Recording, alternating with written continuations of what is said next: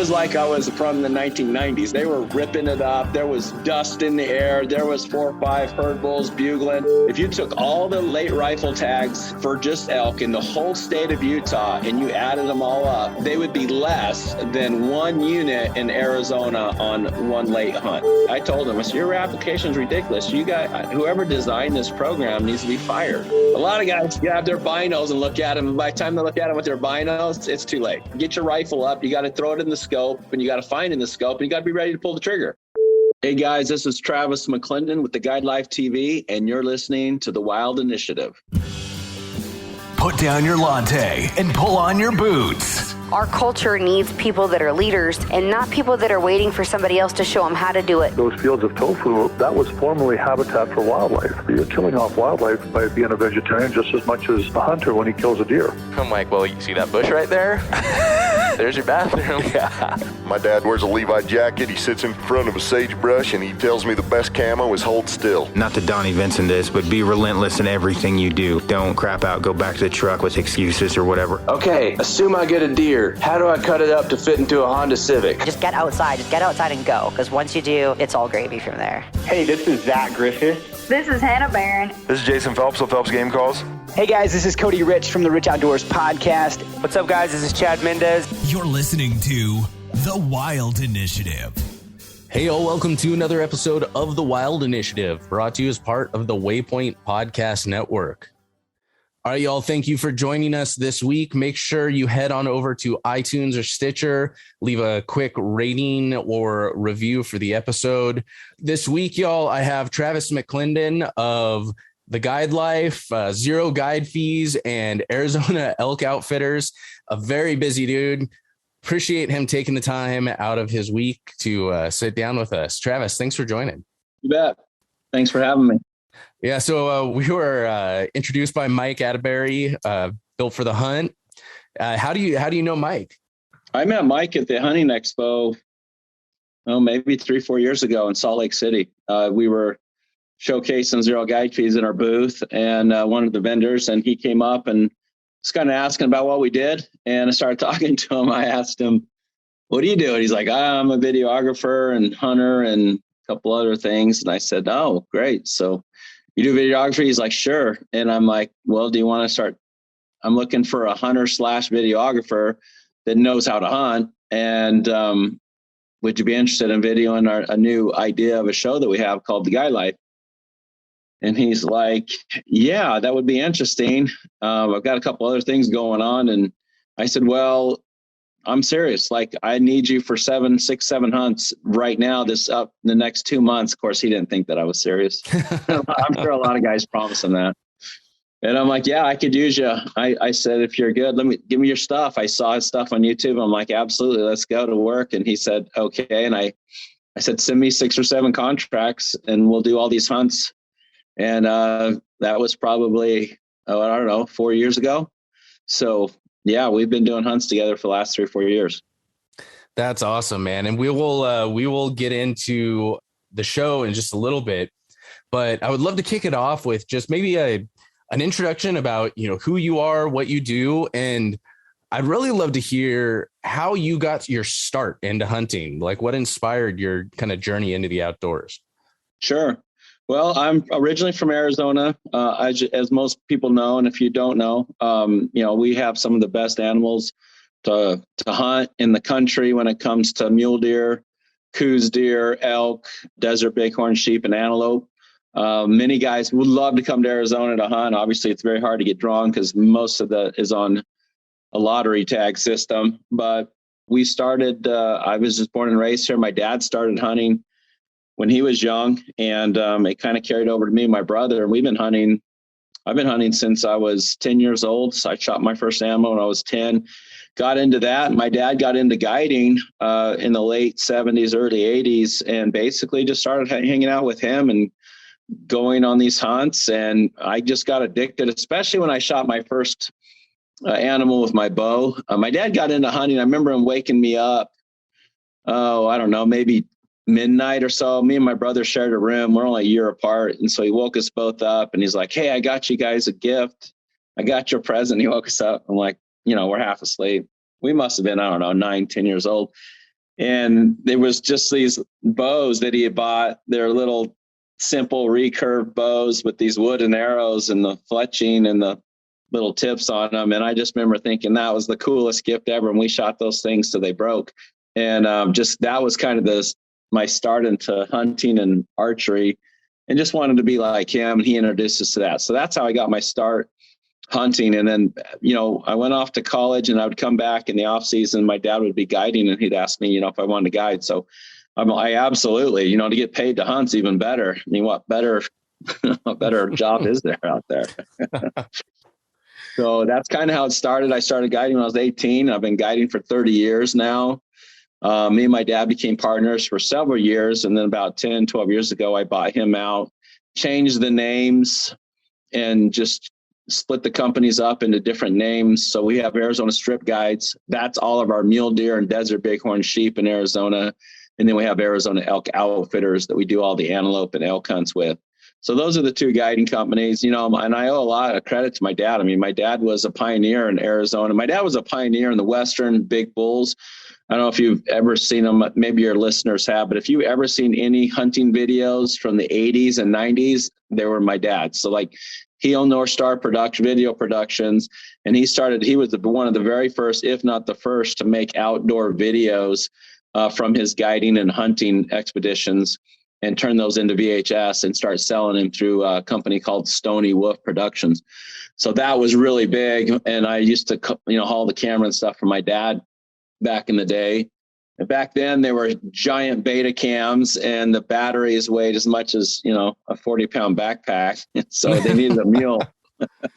I grew up actually, it wasn't the old beta cams, but I grew up having to haul around giant VHS cameras for my dad, not for hunting, but he used to do a lot of film work, and I was same kind of thing. I was always his assistant. I'd work the second camera, or I'd carry the batteries or the gear and stuff like that. So I definitely feel you on that one.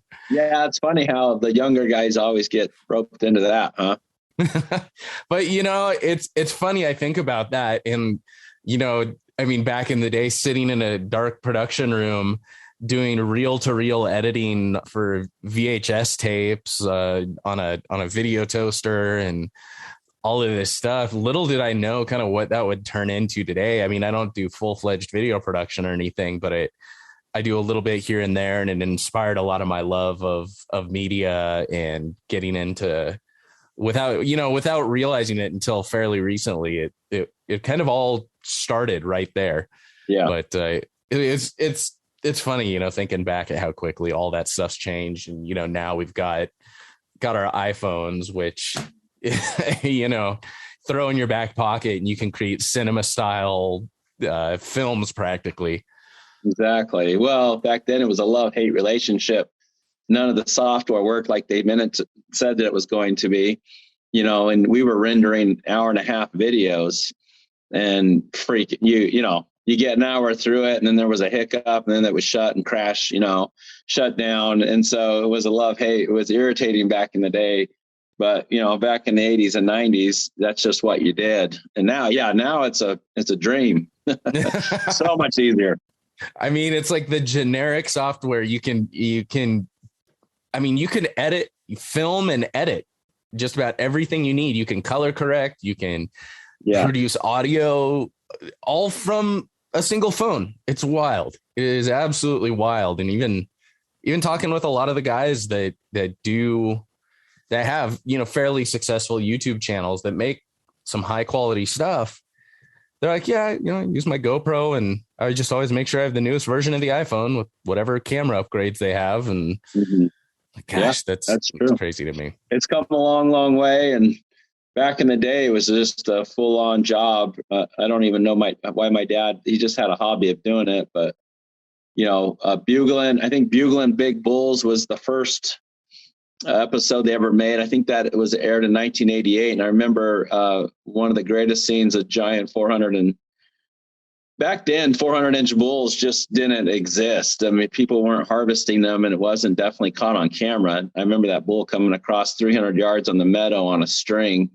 And back then in the 80s, the bulls were a lot more susceptible to calls, and he came all the way across the meadow, all the way by himself, left all his cows, and he got all the way to the edge, and they shot, and just remember shooting him all on video and stuff. And that was kind of like the turning point, the highlight of how that all started. And, you know, they did that for 20 years. And then I kind of took over the companies, and we abandoned that for a little bit. And now we're kind of now ramping up, you know, with the GuideLife. So it's, you know, come full circle. And I owe a lot that to my dad, and my addiction and my passion is definitely hunting. And that comes from him. And I just went out with him last year. He's 73, still hunting with the bow. We went to the Ponsagon over here in Utah. It took 25 years for him to draw it, and I got to hunt with him over there. So I've had a lot of unbelievable times with my dad and my family, just being out in the woods. And that's something that hunting really, really allows you to have, that a lot of people don't understand unless they've done it, is like spending time with your family in the field hunting is just, it's great. It's better than, a lot of times better than vacations that you might take once or twice a year, but we're hunting 5, 6, 7 times out of the year, and spending years and years with my dad out in the field. I've had some great memories and great stories and opportunities that we've had together that I'll never, you know, forget, because hunting, having that as the vessel to get us out there together. You know, it's 73, man. That's awesome. And that's, anytime anybody asks me, it's like, okay, why do you work out? Why do you try and stay fit? It's not, yeah, I mean, to some extent it's so I can be more capable during the season, and, you know, not worrying about how far I need to go in to get an elk. That's true. But a good chunk of it in the back of my head is always going to be, I trying to stay fit. So when I'm 74, I'm still going to be out there with the bow, with the rifle, whether it's chasing bugles or chasing deer or bear or whatever the heck I happen to be hunting, wherever I happen to be at. Like, that's more important to me than anything. I agree. We guide a lot of older guys. Some are capable and some are not. And I do guide. A lot of guys are waiting to get drawn for Arizona. And because of that, they're older just by nature, but they're great. And I took a guy that was 84 last, maybe 2 years ago, and he's still doing it. So I'm like, man, I hope when I'm 80, I'm still be able to do what he's doing. So I agree. I do the same exact thing. Try to keep in shape, try to be able to do it. You know, I'm going to be 50 here in a couple months, and I'm thinking, man, I really need to cash out some of my hunts and my bonus points that I have in these Western states. Cause I don't know, you want to maximize your hunt. But so I'm teetering on, man, I want to draw a trophy area, but I also don't want to be too old not to be able to hunt it. So like, where do you cash in and go for it? You know, it's an interesting balance. You know, it's like you said, do you just kind of hold out for the best possible hunt and not be able to enjoy it or be as effective on it as possible? Or do you cash it in for maybe a hunt with less trophy potential or whatever that happens to be? It's like, where do you find that balance? Yeah. Well, if I know now, I probably would have been hunting a little more. I've been fortunate. I've been able to give a lot of my tags to my kids, because in Arizona and some of these Western states, you can give your tags away to your kids. And I'd much rather see them hunt than me. But that being said, I've also probably, now that I'm older, I'm more about the hunting experience than just about the size of the animal. And so I probably would want to cash in more, but I will tell you, the longer you're waiting to get drawn, the more you don't want to just cash it in. You're like, screw it, I've already been waiting this long. I might as well wait for the best. And then as soon as I get that tag, then I'll settle down and start just hunting more now that I'm getting older. So I'm still waiting. I've got a lot of points in Utah and Nevada and Arizona. And I'm just now getting to the point where I really want to draw those before I get too old and I can't maximize that hunt. So we're going to start hunting here pretty quick.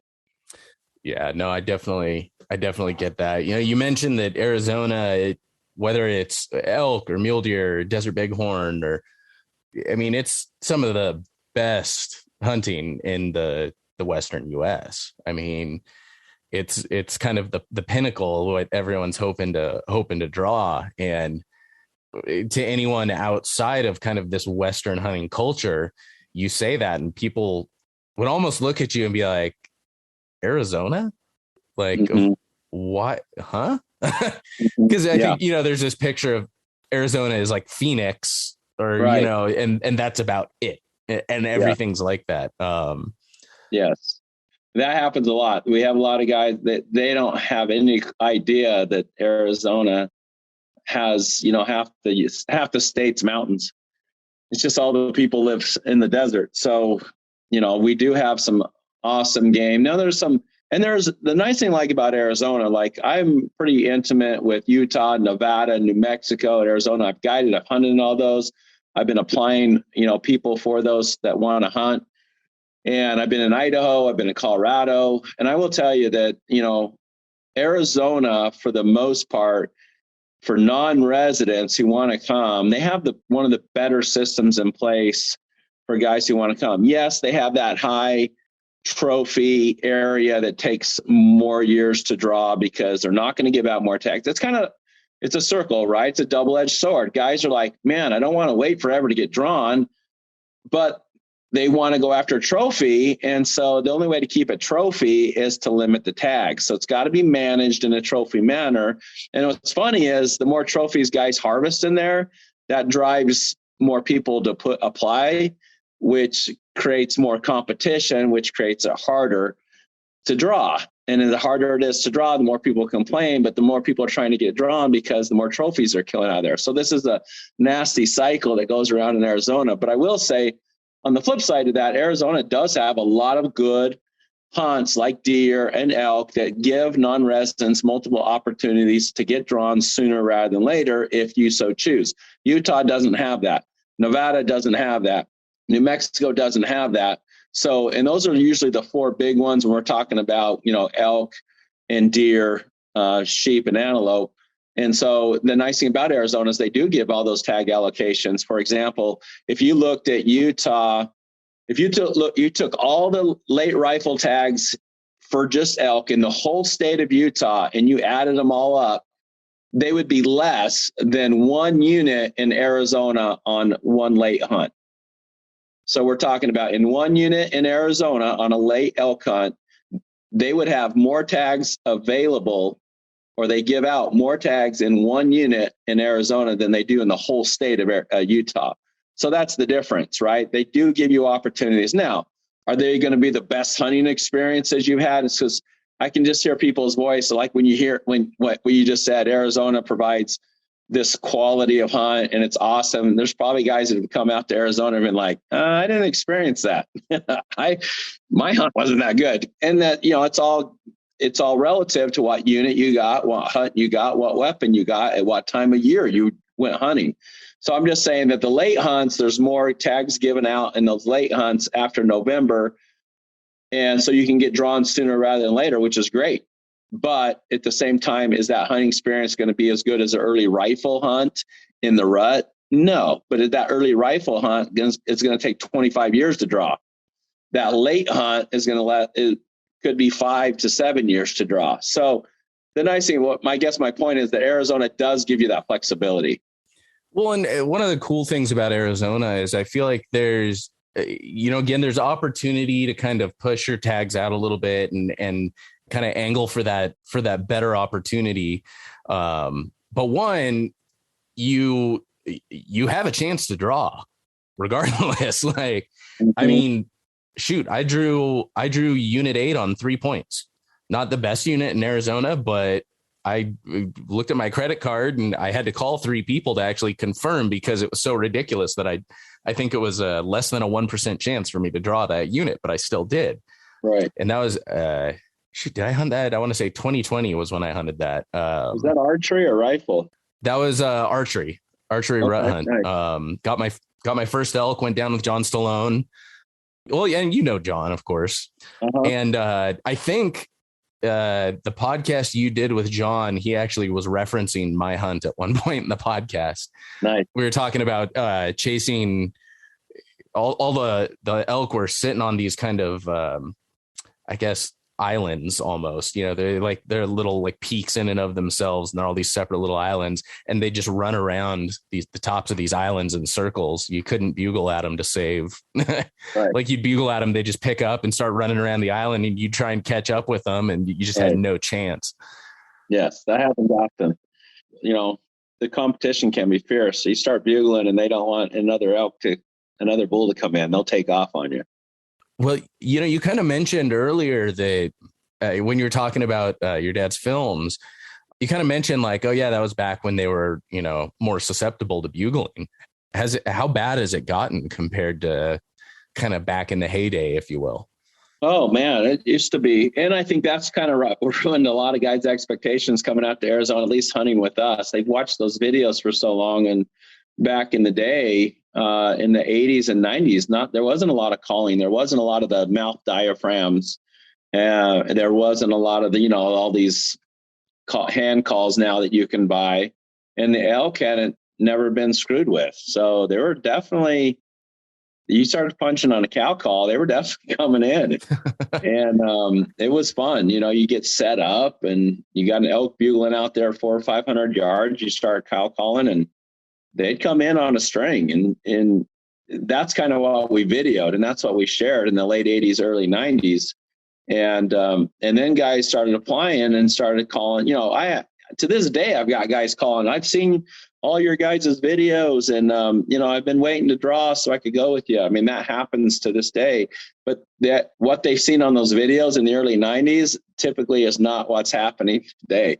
Now, granted, there's always exceptions to the rule and there's always a bull that'll come in. And yes, you can call in the satellite bulls that aren't aware as much, but those satellite bulls they get called in, they get that mess with 3 or 4 times and they get 4, 5, 6 years old. They start getting wise to the call and they want to see you before you see them. I mean, they want to see you come around. If you're cow calling to me, I want to see you come to me. And they'll sit out there 150, 200 yards, but they're going to be in the cedar trees. You're not going to be able to see them. If you went to unit 8 and you're hunting down low, you're in those cedar trees. You can't see through those cedar trees to save your life. So they want to see the cow come to them. So they'll stay out there about 150, 200 yards waiting on you. But to have them come in and you're a herd bull, it does happen, but it just doesn't happen nearly as often as guys think from what they've seen in these videos and some of the old YouTube stuff. It just doesn't happen anymore. They've been messed with too much, too often. Every type of call, every situation, hunters get out there, even when they're camping or messing around with them and screw around with them. And then they get pretty wise pretty fast. I mean, everyone wants that exciting, almost romantic, notion of the angry bull coming crashing in, snorting and spitting and ready for a fight and, comes into 20 yards and screaming and like everyone wants that experience. And the more I've kind of come to realize, and I think that's somewhat of the expectation new elk hunters have coming in. I know that was to some extent my expectation. I've never had that experience.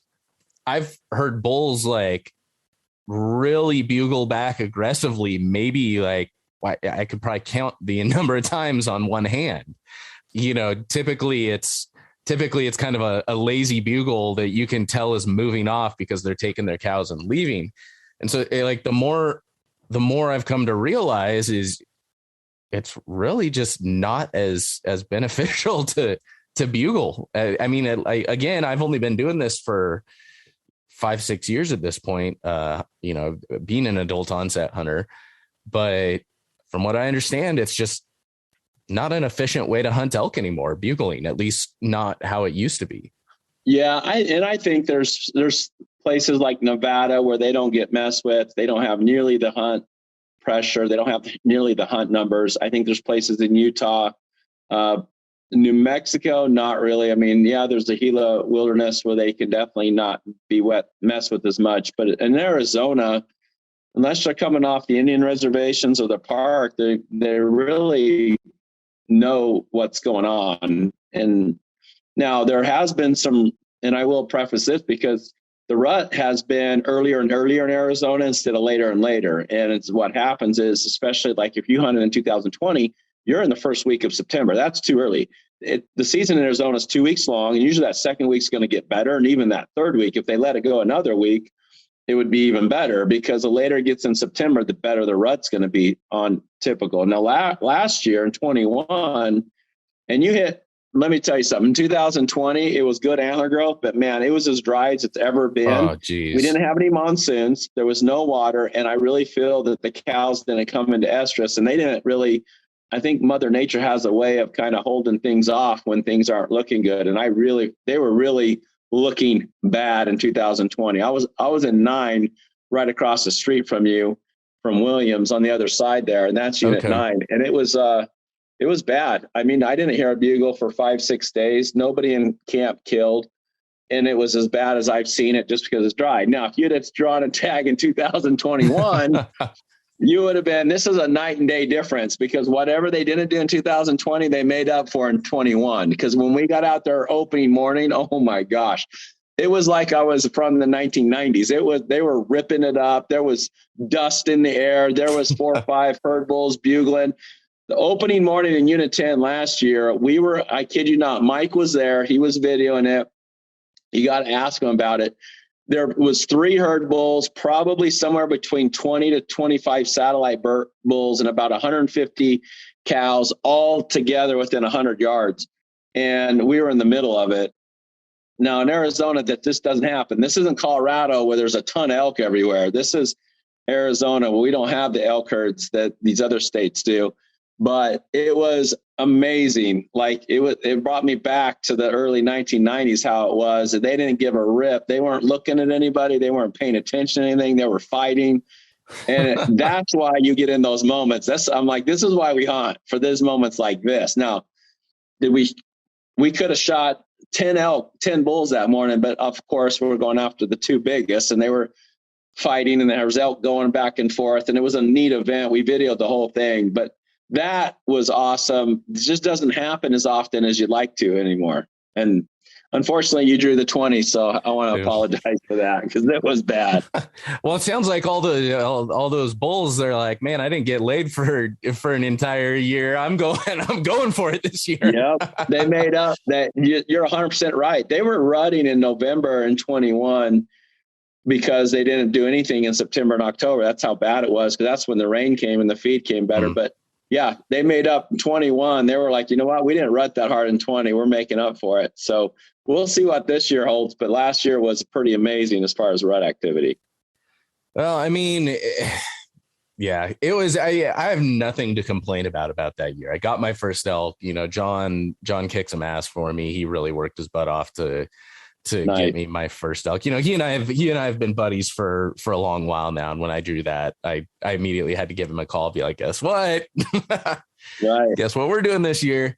And, you know, I mean, we got it done within the last 8 hours of the last day. You know, I mean, it was a hard fought battle. Cause I mean, you probably remember how it was, you know, they were cagey. They weren't talking. I mean, the ones that would talk, they'd bugle twice, you know, come 7 o'clock in the morning, maybe 8 if you were lucky. They were just, you didn't even have they were done bugling before the light was out. And yeah, it was a hard fought year. And I should have known that it was going to be. I just have a record with Arizona at this point where it's every single thing I've hunted down there, every success I've had, it has been, you know, 2 weeks of just struggling. And then on the last minute of the last day, it happens. My javelina, again, it was like the last ditch effort. I was about to go home. I'm like, all right, one last trip out. Me and my buddy got like the lone javelina in the entire area. Nice. You can see my monster mule deer here behind me. Yeah. He's pretty huge. That was my first tag I ever filled, was a muley up, that was on the over-the-counter archery tag in Arizona. Nice. And again, same thing, getting ready to go home, basically, you know, the next day, like, all right, one last ditch effort. It was last 10 minutes of shooting light, and I managed to get that guy at 50 yards. Nice. So I should have known that in Arizona going in, my elk hunt was going to be guaranteed. It wasn't going to happen until the last minute of the last day. That's typical, right? Oh man, just happens. So, kind of what I was starting to get at earlier before I got distracted was one of the cool things about Arizona is, yeah, you can be putting in for these larger tags, and you always have there's always an opportunity. There's a chance, however slim, of drawing them. But when you're putting in for Arizona, there's so much other opportunity to hunt while you're there. So it's not like a lot of states where you're effectively just donating your fees for a few years until you happen to get drawn. With Arizona, you buy that license to apply, and there's over-the-counter opportunities. I mean, there's javelina. There's a ton of really great hunting opportunity that you can get effectively every single year in Arizona. Yeah, the OTC is nice. A lot of guys don't know about the deer. So they have a 3-week season starting the third Friday in August. It's probably going to be like the 19th this year. There's 3 weeks there. And then they have, the January hunts and December hunts, I think to start December 9th, and they run all the way to the end of January. They changed them a little bit this year. They are capping, and you probably know this, but in a lot of the units, they're going to cap the kill rates. So if they meet those numbers, then the hunt gets shut down once they meet those numbers. So that'll be good. I think for the most part, that'll be good. That keeps a lot of the trophy deer, the older deer old. And a lot of people love to hunt the OTC hunts because they have an opportunity to kill some mature deer.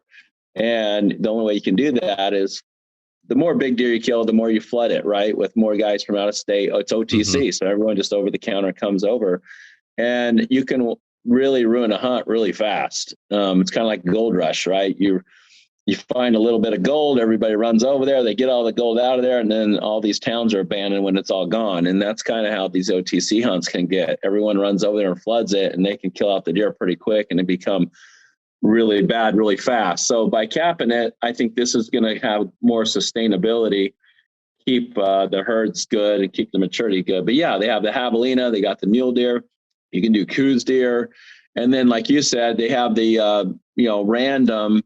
And I'm guessing most of your listeners are non-residents of Arizona, and Utah's built the same way, but they give 5% of the overall tag allocation for any given unit to random. So there's always a chance and that's just non-residents only. So there's always a chance for the non-resident to draw in the random drawing, which gives it's better than Colorado system where you got to have preference points and you got to have X amount of number of points before you even have a chance to draw. So you have 0% chance of drawing until you meet that number.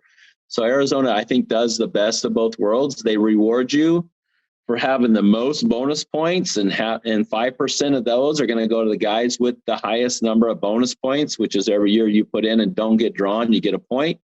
So that's nice for those guys that have been doing it really long. And it's also nice for guys like you, only drew with 3 points and you drew in that 5% random. So they give both sides a chance to draw. It keeps you coming to the table. And that's nice. Plus the opportunities that come along with it. Yeah, I definitely think the states that do bonus points like that, to where you have a chance, regardless of, it makes you want to still come play the game, versus, like you said, Colorado. I don't even want to build points in Colorado. Like, what's the point? No pun intended. I'm not going to bother. I'm not a 20-year-old kid that doesn't mind putting in for the rest of his life for one hunt, kind of a thing. And so I don't even want to play the game. Yeah. Versus, I think the bonus point system really balances well, especially where there's always a chance. So it's worth me applying rather than just buying preference points.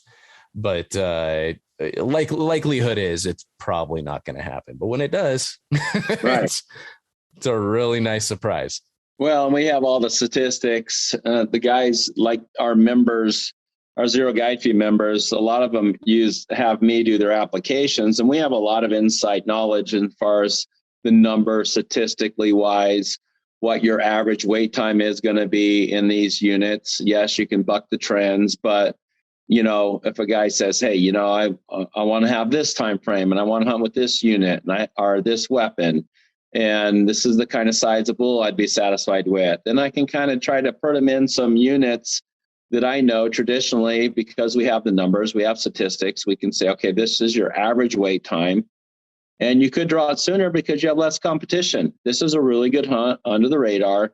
You could draw sooner rather than later and buck the odds because there's less guys applying for it. And so everyone is on a different, everyone's on a different path, has a different story, is looking for something different. Some guys are first-time guys, just want to go. And some guys are pretty knowledgeable and they know what they're after. So we kind of try to fit everyone's needs, and Arizona does allow for that. And, I've been doing this a long time, and I've got a lot of applications we do for a lot of guys, and you look at all these units and the numbers and everything. And I think Arizona's taken the best. I think they could get better on some things, but I think, there's great things in Utah. There's great things in all these other states like New Mexico and Nevada and Wyoming and Colorado. And you take a little bit of what you like and put it in your state. And so I think they've done the best. When you're talking about bonus points, max points, random draw, they've done a good job having trophy hunts, having any hunt, just guys. A lot of guys are meat hunters. They want to get the meat. They want to have an opportunity to go hunt. And so Arizona gives you that as well. And some other states do too, but Arizona's done a good job of giving you trophy hunts, but at the same time, giving you meat hunts. Hopefully it fits for everybody. No, I agree with that. There's a lot of very good balance in the state. You'll always hear a lot of complaints regardless. Yeah, right. It doesn't matter how it can be the perfect system and somebody will find reason to complain. But I feel like of most of the places I hear for the amount of opportunity available to people, to non-residents, I feel like I don't hear a ton of complaints coming out of Arizona about the system, about the draw, about the opportunity, anything like that. No, the worst thing about Arizona is their online application system. It's an absolute disaster. It's been a little rough. It's terrible. It's terrible. The way they do the draws and how they manage their animals, I would give it a B plus.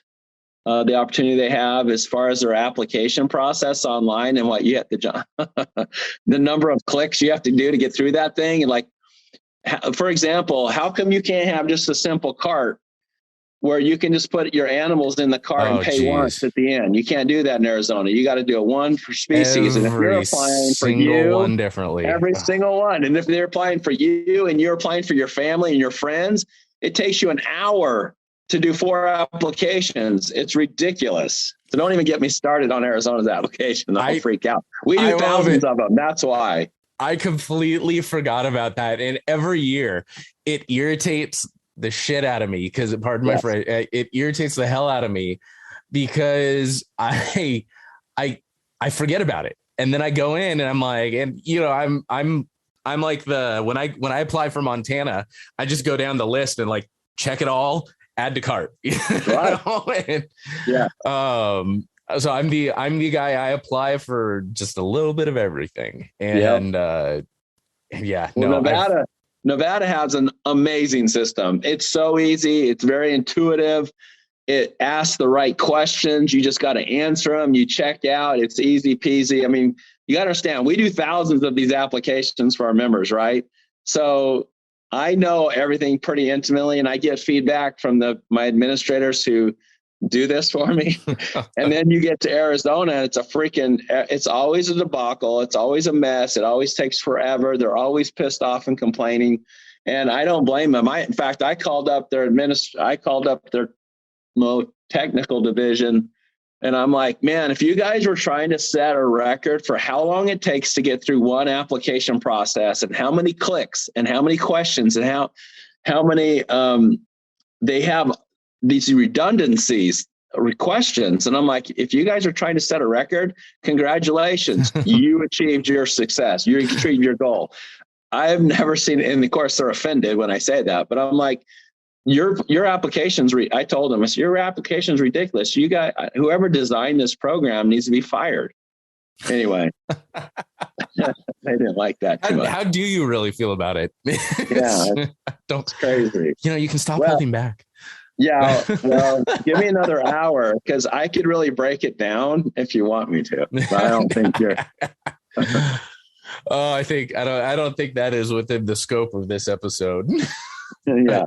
Anyway, Arizona's great in a lot of ways, and a lot of these Western states are great. It's just one thing they're not great at is getting their crap together on the applications. I mean, I don't think there's well, maybe Nevada. I haven't applied in Nevada, but I mean, I know even Montana, like it's not horrible with Montana, but they're not great at explaining the differences between tags. And it's like, okay, the sportsman's license with bear, without bear, but then there's this sportsman's license. And then there's this conservation thing you need to add on, but do I need to add it if I buy this one? And then there's the permits versus, like, Montana gets pretty complicated, and they're just making it more complicated this year. And we won't talk about kind of how they handled the draw this year. And they sent about how they sent licenses to a lot of people that didn't draw licenses. Well, it's good to hear that there's other states that don't have it all together either. But yeah, I'll take a good opportunity and a bad application system versus an awesome application system and bad opportunity any day. Yeah, me too. I agree. So on a completely different topic, we were talking about, again, Arizona has, like, up where I was hunting, Unit 8, kind of that high desert area. There's a lot of times you'll be up there and you wouldn't be able to tell the difference. You'd be walking down a trail and be like, I'm in Montana right now. Like, you would not be able to, you would never guess that you're in people's general picture of Arizona. Mm-hmm. And so, having both that and having more of the kind of expected lowland desert climates, do you see a lot of difference in the behavior of, say, like the muleys, like the kind of the mountain muleys versus the desert muleys? So the desert muleys are definitely different. In fact, they gave a new muley hunt last year. My best friend drew at David Rhodes, and we went down there and hunted. And they never have given out tags before that. That was really fun. Different, I've hunted mule deer down in Mexico, and I've hunted them on the southern border of Arizona. Definitely different. They're different species of deer too. Smaller body. Definitely don't need the water that you see up here. I mean, being able to run trail cameras up here. So I hunt all northern Arizona. So we're in the Kaibab Plateau and the Arizona Strip. So that's where I do those are the trophy areas, and that's where we do most of the guiding, where I've been most of my hunting. Then we'll do all the OTC hunts in the middle part of the state. And then we have southern desert mule deer, and they're just smaller bodied, typically smaller mass. Their habits are definitely different. The way they get water, what do they eat on.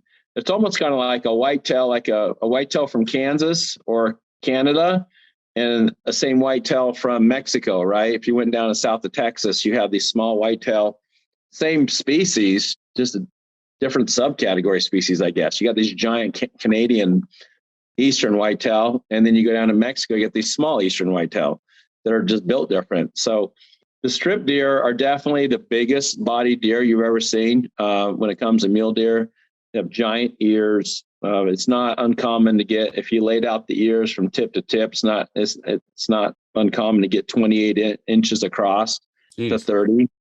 The Kaibab deer are going to be around 24 to 25. And then if you go down to the desert, you're looking probably 22 to 24. So that's kind of the difference on the size. In fact, I went to mount, the strip deer are crazy. So I went to mount these sheds that you found, and then these skulls, right? So we have a lot of times when our client kills a big, maybe 230, 240 inch mule deer, we're going to want to make replicas.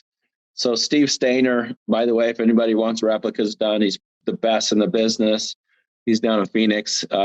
Steve will make our replicas for us and then send them back. And we cut these skulls out. And the skulls are also fabricated like the antlers, but they're fabricated from the actual skull that's from the deer. Huh. And then you can buy these aftermarket, skulls that go around that are supposed to look like a European mount. So I bought all these online. I bought all the biggest skull plates they make. They're not plates, they're actual skulls that go around the base of the antler to make it look like a European, make it look like an actual skull of a deer. And none of them fit the strip deer. Jeez. They come in 7 inches, and all the deer that from the strip need 9 inches across from the eye sockets. And so we had to make the actual skull, to make it look like an actual deer. because there was nobody makes a skull big enough in the country for those mule deer. So that's the difference that we see in the body and size. And so we're kind of spoiled over here. I live in St. George right now, and I'm looking at the Arizona Strip. And so I'm kind of spoiled where I'm at, having some of the best mule deer in the world, right by my house. Jeez. I don't think I've ever even seen a mule deer like of that caliber. I mean, again, I've only been doing this for so long and whatnot, but I don't imagine I've ever, short of maybe YouTube, ever seen a mule deer of that size in the wild. Well, it ruined you, that's for sure. And then now that they got rid of these cameras, we've been using cameras for so long. Some of the hunts are bad because we've passed up a lot of great mule deer because we've shown trail cam pictures to clients and ruined them. And so they would normally shoot that deer, right? They'd be like, oh yeah, I'll take that deer. But now that you've shown them a picture of a potential deer that they could shoot, now they don't want the other one. And so I don't know that my competition uses cameras. So I use cameras, but I think now that Arizona's gone away from cameras and we're not allowed to use them for the aiding and taking of game, this will be the first year that that's happened. So we'll kind of see if all the guides and outfitters play by the rules and see how that goes. But I would really love just to get back to hunting and not worry about the cameras. And if you see a really awesome deer that's 200 inches, let's just shoot him and be happy with it. Yeah. Let's not judge it. I've had that conversation with a few guys before, talking about trail cams where they're like, it's not all, it's not all roses. Like, it's not all like, oh yeah, here's like the smorgasbord of deer and you just get to pick one and that's the one you're going to kill. No, half of the time, yeah, it can practically ruin your hunt, because a deer, you'll pass a deer that you would have been you would have walked home and talked about for years. Yeah.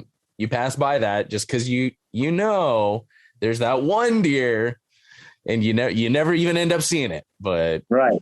But there's a chance and we're going to hunt it. And then I had a guy a couple of years ago, was like, I showed him a 260-inch buck that everybody had double drops, trash everywhere. It's like, if you could create a buck and build a buck, it would be like, this would be the buck that you would want. And this is a once in a lifetime, just amazing deer. And of course I showed it to him. He's like, okay, he was a Zero Guide Feed member. And he's like, okay, that's the deer I'm going to hunt. I got 10 days on this hunt. That's what we're hunting every day. And I'm like, okay, if that's what you want to do. He goes, I've been putting in for 22 years. I'm okay to go home without a buck. I've killed a lot of big deer. I'm like, all right. His name was Terry. I'm like, that's what we're going to do. And we got over there and didn't see him the first day, didn't see him the second day, didn't see him the third day. And we weren't the only ones hunting him. I mean, there were some other outfitters in there.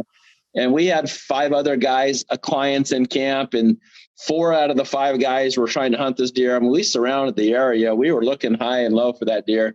Didn't see him on the 5th day, 6th day, 7th day.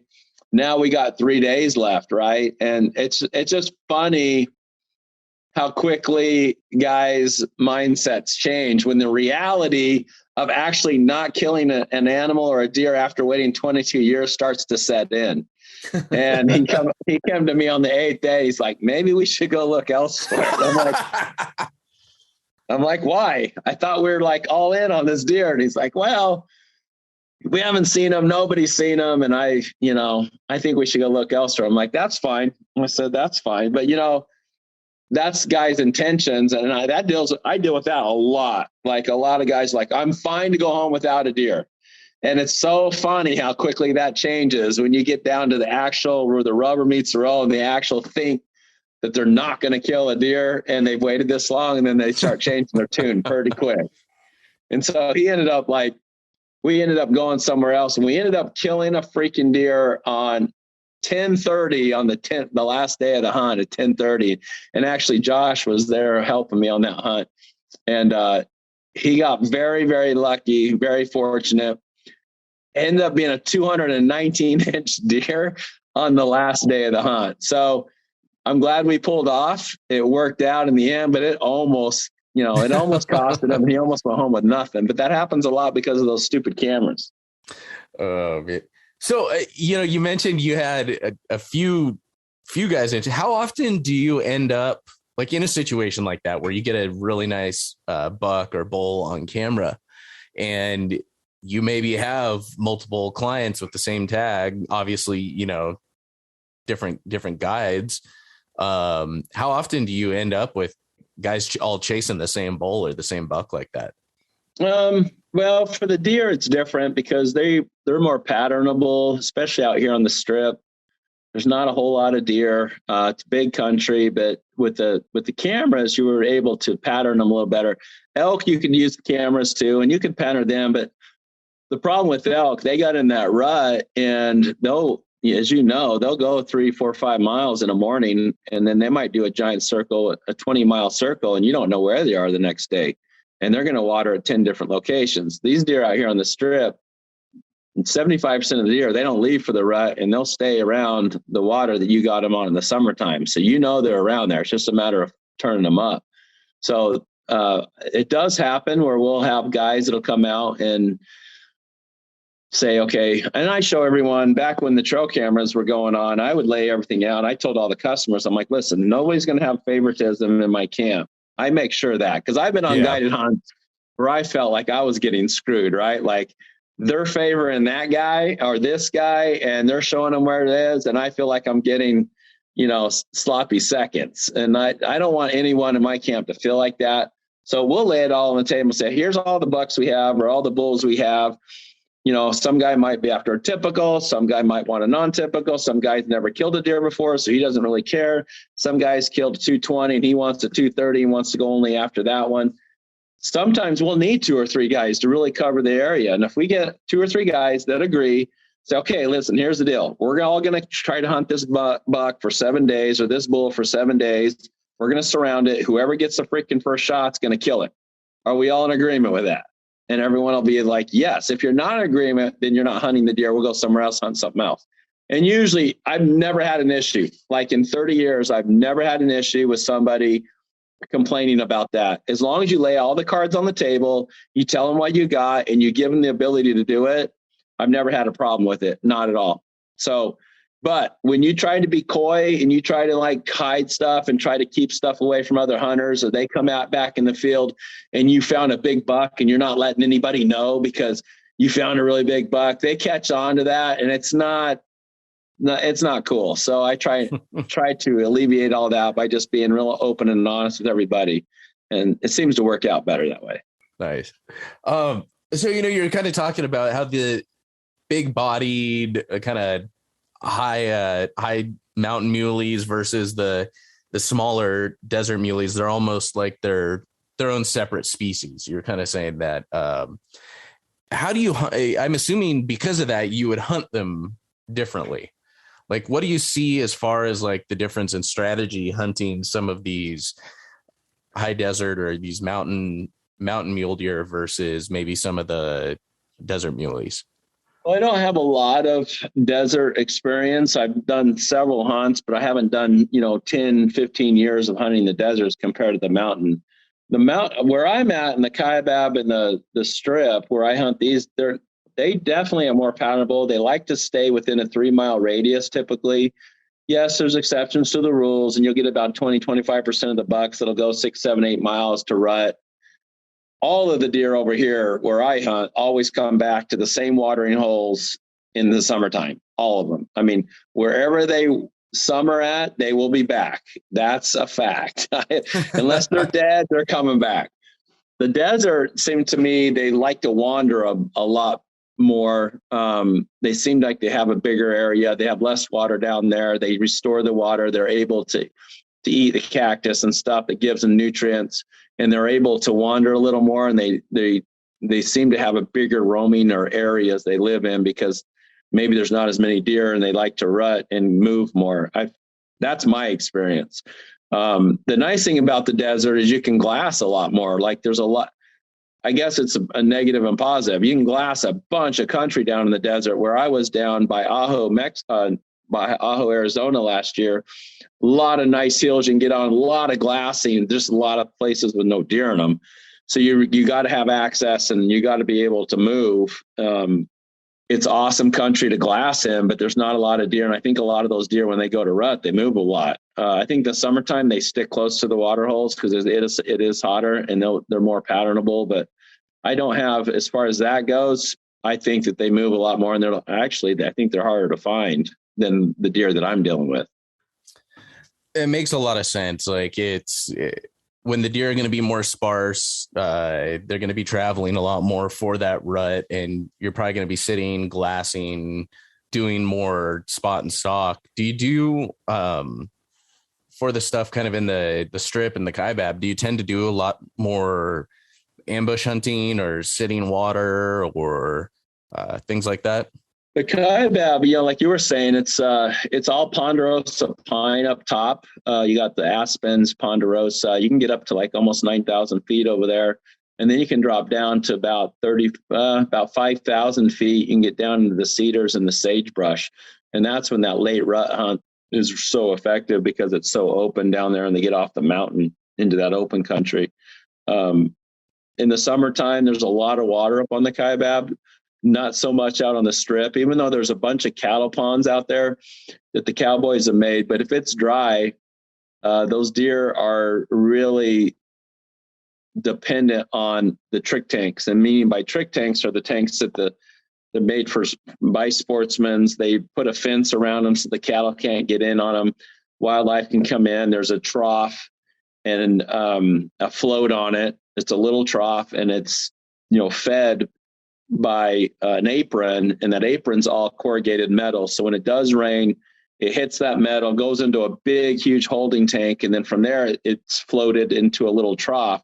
And as the water gets drinking, it's that float makes water come into that trough. So you got this big holding tank. Those are very important for even like Unit 9 for elk in Arizona in the strip, because there's no rivers, there's no creeks, there's no springs. So the sportsmen and game and fish have gone out there and made all these trick tanks so these deer, mountain lions, all the wildlife minus the cattle can drink off them. Well, what happens is they're all like dependent on this, so they're not going to travel much. And then the monsoons come and they fill up all those cattle ponds, and then they really move. And now every cattle pond out there's got water in it. And now they're able to move around. And that's what happens in the kaibab a lot. There's a lot of deer out there, but there's a lot of water, so they can move anywhere they want. They're not, have to be around the strip deer have to be around those trick tanks a heck of a lot more than the kaibab deer do, just because it's not as high. The strip you're talking about, yes, there's Black Rock, which is about 8,000, 9,000 feet. But most of that is really desolate, deserty country, and those deer are really dependent on those trick tanks. And the kaibab, you have way more ponderosa pine, aspen. The whole plateau is above, 6,000 feet, and the water's retained a lot more, and there's a lot more prevalent water up there. So those deer are really hard to hunt and hard to pattern. Plus, you got all the ponderosa pine coverage. You could find a deer today and not find him for the next 10 days because he might be 3 ridges over, and you can't glass any of it. You got to actually still get out and still hunt it and walk it, and locate him. So here's a question for you that every time I'm listening to a podcast and they talk about like spot and stalk versus still hunting, they're like, they talk about still hunting, and then they're like, oh, is this still hunting? And the guy's like, oh, no. And they never actually define what still hunting is. It's not still. I can tell you that. It's, they say, but it's also not kind of exactly like spot and stalk either. Right. So how would you define still hunting?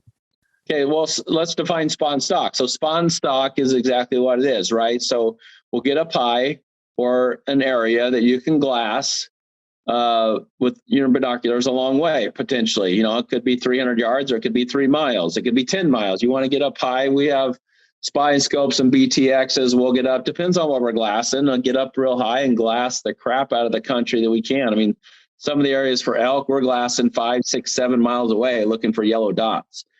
So that's spot and stalk. Once we find something, we either going to try to get closer by getting over there by vehicle or walking. And then we're going to get in close and so like OTCs, right? There's a lot of spot and stalk. I'll be up on a hill. I'll even have radios, which are legal in Arizona, and I'll radio to my hunter and try to lead him into the animal to try to put an arrow in him. So that would be your spot and stalk, or we're up on a hill and I got a buck that's down there. I'll take my hunter off the hill with a rifle and try to get in close and kill him. So that's typical spot and stalk. For still hunting, what we do, especially on the Kaibab, there's burns up there. There's real piney ponderosa pines where you can kind of see 100, 200 yards. And so what you do is you just very diligently, slowly, methodically walk the forest. So what we'll do, or when you think of a burn, you think of everything completely wide open, but up there on the Kaibab, the burn has a lot of logs that are laid over, but also has a lot of trees that haven't fallen over that are just burned. So it's very thick, even though it's open. So a deer could be standing there at 150 yards and you can't see him because he's not moving. And you've got all this deadfall there. Plus you got all these dead trees that are propped up with a lot of foliage, like old burns and stuff. So when I say still hunting, we'll go 100 yards, nice and methodically. I'll be looking out in front of me. I'll be looking for any movement at all. I'll get to a place where I can glass out in front of me 100, 200, 300 yards and try to pick up the deer before they see me. That's what we call still hunting. Then I'll go another 100 yards, nice and methodically. I'll look up. I'll go 200 yards. I'll go up to a ridge after ridge. And you're not blazing through, just walking at 2 miles, 3 miles an hour, just walking for hiking purposes. You're trying to find the animal before they find you, but you got to cover ground to do it. Does that make sense? Yeah, absolutely. I mean, so it's really just the stalk without the spot part. Yes. Just a lot slower. You're stalking an animal without knowing it, right? You're acting like an animal, like a buck is close by without really knowing if there is a buck close by. So you're just trying to go next ridge, climb up the ridge nice, and you look down, you're glassing left to right, and like, okay, nothing's within me a couple 100 yards, I'm going to do the next ridge. So I slowly walk up to go to the next ridge. And that's really the best way to do it. And a lot of times you can find those deer before they can find you, or you might find them at the same time, but at least they're giving you a chance to shoot. The problem with still hunting where we do it at, you got to be quick on the trigger. You can't have the gun on your slings over your shoulder. You can't be dinking around with your binoculars. You got to let the guide or whatever do that. You've got to be able to find the deer in your scope. You got to have that scope turned down to 3 or 4 power. You got to be, if I say, hey, there's a deer, you got it. You can't look at a lot of guys grab their binos and look at them. And by the time they look at them with their binos, it's too late because the deer see you. So you've got to get your rifle up. You got to throw it in the scope and you got to find in the scope and you got to be ready to pull the trigger. If I say shoot them, it's a shooter. You got to be ready. I mean, because what kind of distances, in those ponderosas and stuff? I mean, you're not getting more than 40 yards, are you? Yeah, it's going to be. Oh, it definitely could be 100 yards, 150 yards. And I tell guys all the time, you'll get that far. Yeah. Okay. Uh-huh. Yeah, because those ponderosas don't have. I mean, when you're talking true ponderosa forest, a lot of times where I'm at, there's not a lot of other types of trees. Sometimes there is, and it's thick, but the ponderosas don't have low hanging branches, so you can see 150, 250 yards sometimes. And you've got to be able to shoot offhand 100 yards. You got to practice it. There's so many guys that come to camp and like, I'm good. I shot 100, 200, 300, 400 yards. Well, they shot off a bench. I shot, but I had my rifle strapped down in a bunch of weighted sacks and on a sled. Yeah. I tell them, I said, run 100 yards, come back to your gun, throw it up and try to shoot winded. Because sometimes that's where you're going to be at. Shoot on your butt, shoot on your ground, shoot standing up. You shoot different ways because how often do we know it's hunting? This isn't freaking, we're not going to get out the table and the sandbags and the animals stand out there for you while you get all set up. I just had the best mental picture of that. This big old just muley sitting out there and folding out the legs of his table, right? And get out the legs. setting it up, velcroing down his rifle to the back. Right.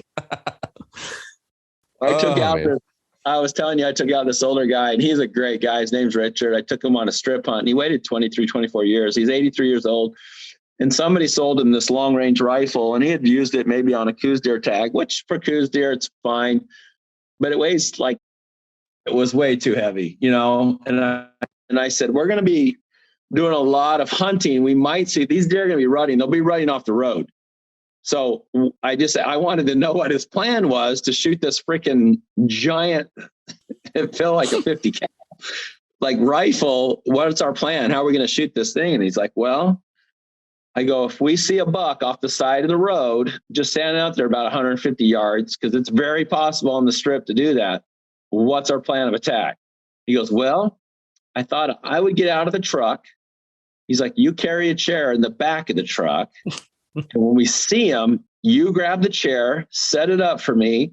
I'll get the tripod, set the tripod up, and then we'll get the rifle set on the tripod, and then I'll shoot. And I'm like, well, none of that's going to happen. By the way.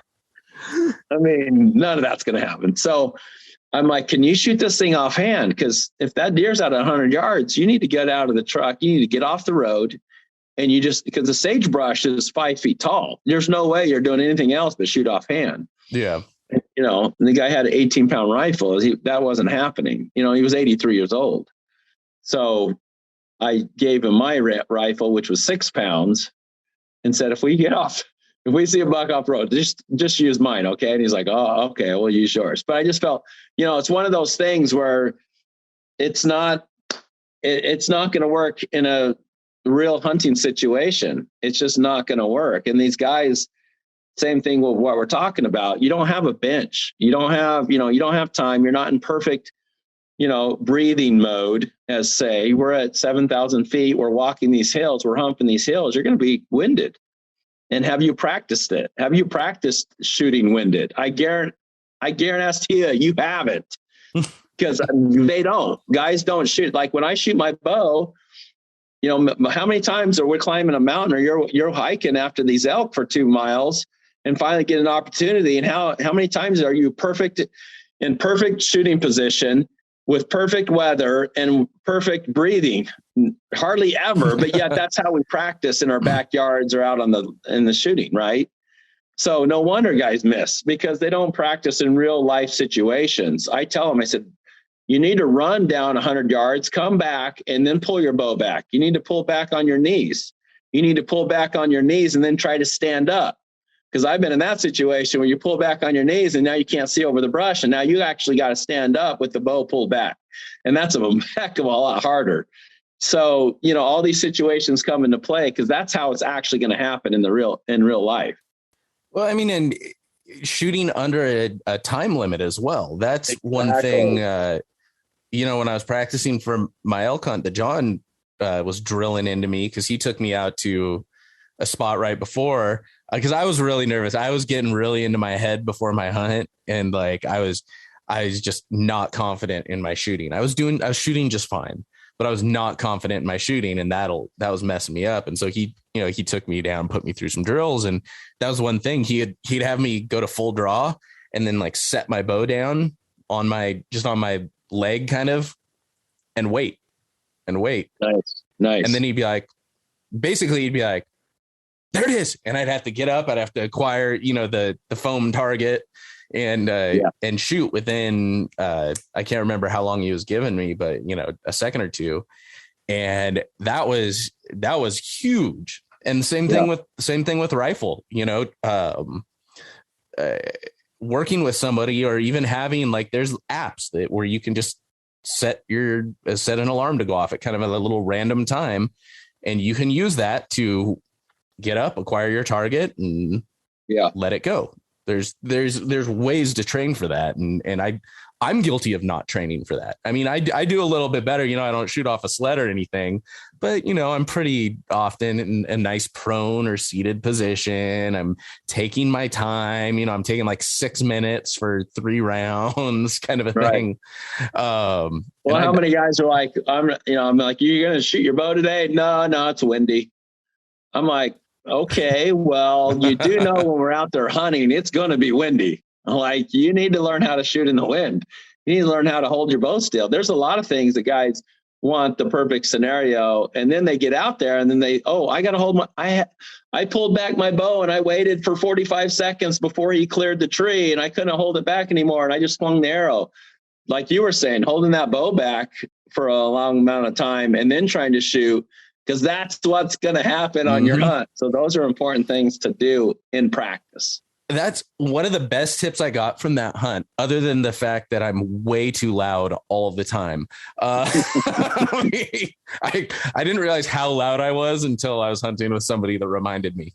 But one of the best tips is, because I mean, you're into it, you draw back, you've got it sighted, you're just following that bull, with your sight on it. You're looking through your sight, you're sitting there for like 3 minutes, or whatever, fully drawn, like with it up to your face. Yeah. Knowing full well that bull's not stepping out. Like, right. The best thing he told me, he's like, yes, stay fully drawn.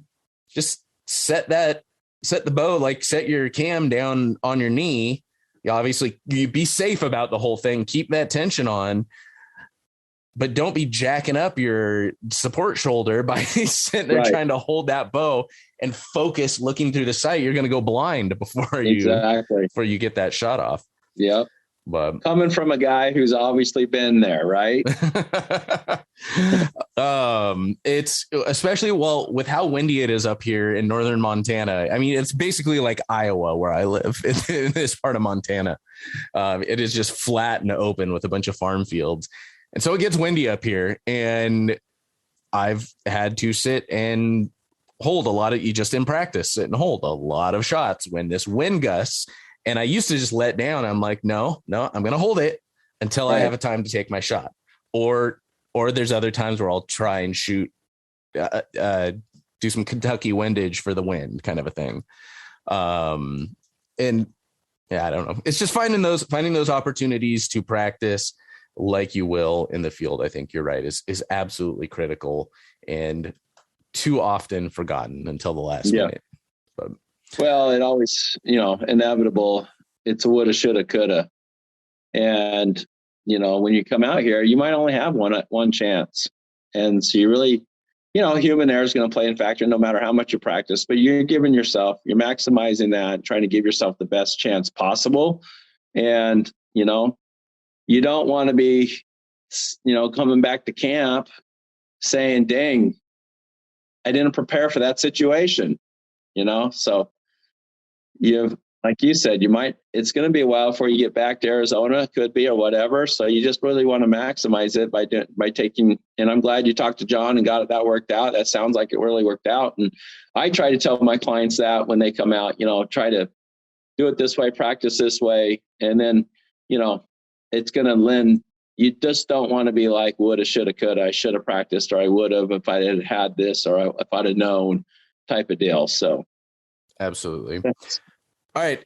So before we hop off, I want to give you a chance to talk about the show a little bit. The kind of idea behind the GuideLife.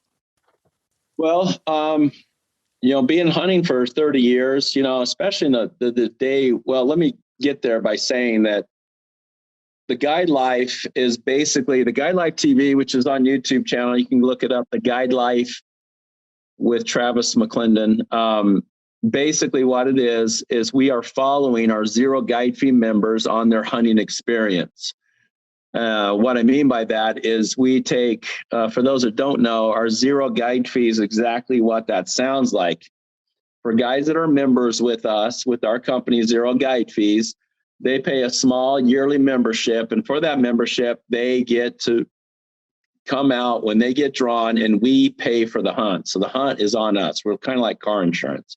So we're going to pay for the hunt. And what we've done with the GuideLife is 90% of the episodes are going to be us following our Zero Guide Fees members that have done the process, right? They signed up, they applied, they got drawn, we paid for the hunt, and now we're going to show that experience to the public. And so that's what the GuideLife is all about. Yes, there'll be episodes. We're on our 4th episode. In fact, we just had one launched 3 days ago. Nate Wright is a Zero Guide Fee member. He became a member, got drawn, and we followed his, and you get to see his experience. So that's what the GuideLife's about. There will be hunts where I go on. We're going to Africa next year. We're going to go to Alaska. I'm going down to Mexico. So there'll be hunts that I get to do because it is called the Guide's Life, basically my life. But my number one goal is to give the hunts back to the hunter. And what I mean by that is we see all the prices increase, right? We got inflation like we've never seen before. Gas is more, food's more, outfitting's more, hunting's costing more. And it was already becoming a rich man's sport. So what we're trying to do is give the hunts back to the hunters. And by doing this, we're able to pay for guys' hunts. And because we're doing that, we're taking it from a rich man's sport to an any man's sport and woman.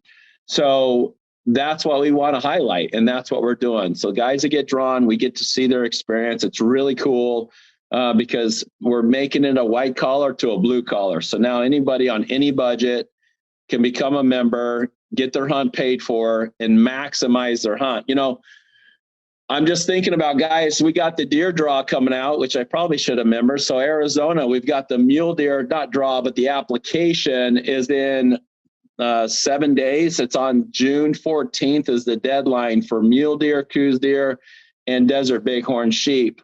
That's coming up. And I'm just thinking, you know, guys, what are they going to do? Are they going to, especially guys who live out of state, are you planning on going on your own?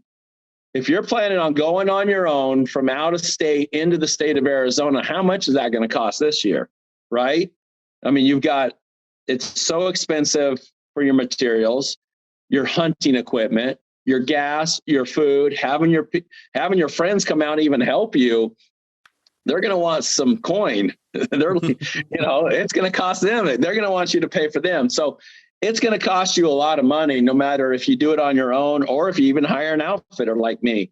It's going to cost you money. So I feel a lot of guys this year are probably only going to be putting in for bonus points because they have no other plan. They have no other option. They're like, well, I can't afford to come out there if I was to get drawn. I want to get drawn, just can't afford it. And that one thing that has not gone up this year is our zero guide fee membership. It's still $349 a year. It's 90 cents a day. That's a great plan for guys. If you want to maximize your hunt when you're in these Western states like Arizona, Nevada, Utah, you can still completely and totally do that. Become a member. When you get drawn, I'll pay for the hunt. You don't have to worry about inflation. You'll get to come out and hunt. And who knows, we even might put you on the GuideLife TV. So that's what we do. Yes, I guide traditionally, and that's great for guys who can afford it. But if you want to get drawn and maximize your hunt and you don't have the budget to afford it, just become a zero guide fee member. And if you do that before the 14th of June for deer or sheep, we will take you out if you get drawn, and you can start that process. And the great thing about our program is the longer you're a member, the more hunting days we pay for. So it's zeroguidefees.com. And then you can also go watch our members' hunts at the GuideLife TV on YouTube channel. Awesome. So people can check out the GuideLife TV, Zero Guide Fees. If they want to find out more about you, follow along with anything else you're doing, where can they find you specifically? Yeah, so you could go to my Facebook page, Travis McClendon. There it's connected to our other social programs. So our social companies, Arizona Strip Guides is the deer. Arizona Elk Outfitters is the elk. Those are our traditional companies. If you want to become a member, zeroguidefees.com. And if you want to watch all of this take place, you can do it on YouTube on the GuideLife with Travis McClendon channel. So that's all I got. And hopefully that's enough information to confuse everybody. That's perfect, man. Thank you so much for hopping on today. All right, y'all, that'll do it for this episode of The Wild Initiative. Make sure to check out the show notes page at thewildinitiative.com to get links to everything we talked about in today's episode. So, y'all, that'll do it for this week. Looking forward to next time. But until then, I hope this episode inspired you to get involved, get outdoors, and plan your initiative for the wild. Thank you for listening to The Wild Initiative. Please take a moment to leave a rating and review on iTunes or Stitcher, and head on over to thewildinitiative.com to get show notes, check out the blog, gear discounts, other podcasts from the Wild Initiative family, and more.